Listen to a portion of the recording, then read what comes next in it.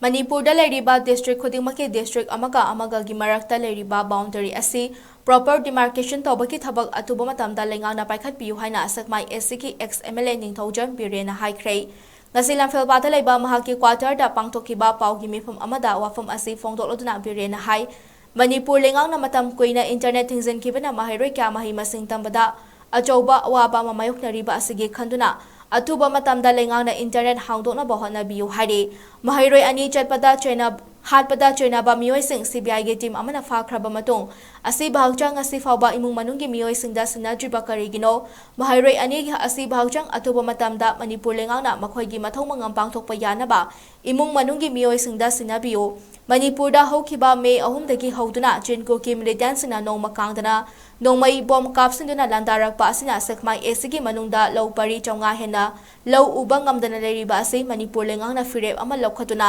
laumi amada lau sangam amagi lupa lising 30 dagi tadana pinaba thorang tawbiyu haike hojik Manipurda thokliba langa mari lenana lone adaba khutsukulai fagatnaba chathariba operation asi chinggi mafamsingda hana tawbiyu haina subirena fongdoke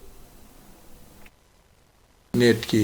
email की ma'am से मणिपुर सरकार ने Ben तौर को कुईरे मधुना छात्र छात्री Singh अमदी Manipur the लरिबा प्रजा पुनम यामन वानरे मसी net अथुब मतमदा सरकार ना डिसिजन अम लौबिदुना हांगबसी नंबर 1 मसी हांगबिद्रगदी एजुकेशन क्या चंगसिलागनी लाइखरबा एमजिट अमदी